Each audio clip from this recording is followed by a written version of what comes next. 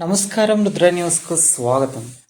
తెలంగాణ ప్రభుత్వం గ్రామ సభలను పారదర్శకంగా నిర్వహించాలని, అర్హులైన ప్రతి పేదవానికి పథకాలను అందించాలని, రాజకీయాలకు అతీతంగా నిర్వహించాలని మాజీ ఎమ్మెల్యే సిపిఐ జాతీయ కార్యవర్గ సభ్యులు చాడ వెంకటరెడ్డి మీడియాతో మాట్లాడారు. రాష్ట్ర వ్యాప్తంగా అనేక ప్రాంతాల్లో గుడిసెలు వేసుకొని జీవనం సాగిస్తున్న పేద ప్రజలకు పట్టాలు ఇచ్చి ఇందిరమ్మ ఇండ్లు మంజూరు చేయాలని, దారిద్ర్య రేఖకు దిగువనున్నటువంటి పేద ప్రజలను ప్రభుత్వం ఆదుకోవాలని కోరారు.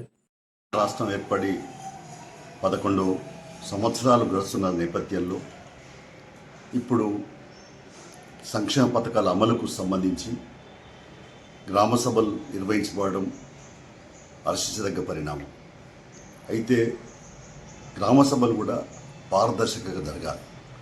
సంక్షేమ పథకాలు దారిద్ర్యకు దిగు ఉన్నటువంటి బడుగు బలహీన వర్గాలకి, పేద వర్గాలకి ఇళ్ల స్థలాలు, ఇండ్లు, రేషన్ కార్డులు, అలాగే ఇంకా పెన్షన్లు, ఇలాంటి వాటికి సంబంధించి ఇందులో కూడా గ్రామ సభల్లో కొంత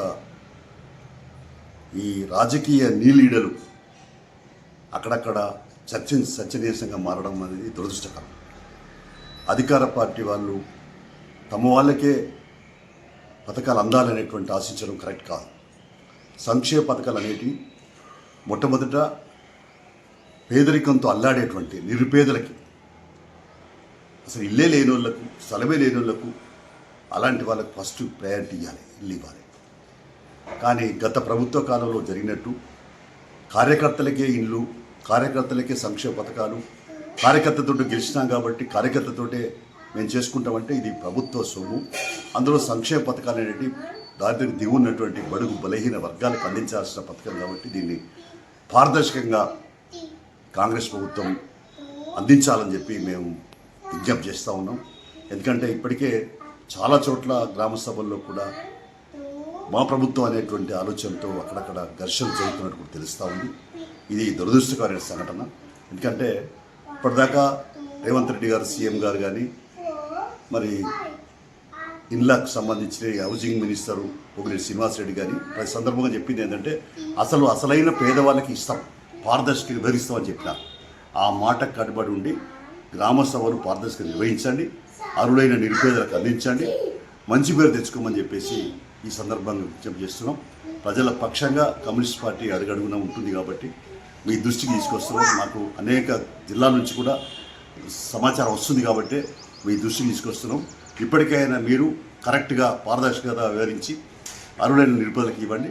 చాలా చోట్ల మరి ఇళ్ల స్థలాలు వేసుకొని 15 సంవత్సరాలు 20 సంవత్సరాలు కూడా ప్రభుత్వ భూములు ఉంటున్న వాళ్ళు ఉన్నారు. వాళ్ళపైన దృష్టి పెట్టండి. ఎందుకంటే వాళ్ళకి ఆ ఇళ్ల స్థలం ఇస్తేనే మీరు పక్కా ఇల్లు ఇవ్వగలుగుతారు. కాబట్టి పక్కా ఇల్లు ఇవ్వాలంటే ఇళ్ల స్థలం ఇవ్వాలి. ఇళ్ల స్థలం ఇస్తామన్నారు మీరు, కాబట్టి ఇళ్ల స్థలం కూడా ఇవ్వండి. వరంగల్లో, ఇక్కడ మన హయత్ నగర్లో, రంగారెడ్డి జిల్లాలో, మహేశ్వరంలో, లేకుంటే కరీంనగర్లో, ఇంకా మన ఇతర అన్ని జిల్లాల్లో కూడా, మేడ్చల్ జిల్లాలలో ఎక్కడెక్కడైతే పేదవాళ్ళు గుడిసెలు వేసుకొని నివసిస్తున్నారో 5 ఏళ్ళ నుంచి 4 ఏళ్ళ నుంచి 3 ఏళ్ళ నుంచి ఇప్పుడు నిన్న భూపాలపల్లి 2 సంవత్సరాలు గడిచిపోయింది అని చెప్పి వార్తలు వస్తూ ఉన్నాయి. ఇట్లాంటి వరంగల్లో అనేక సంవత్సరాల నుంచి ఉంటా ఉన్నారు.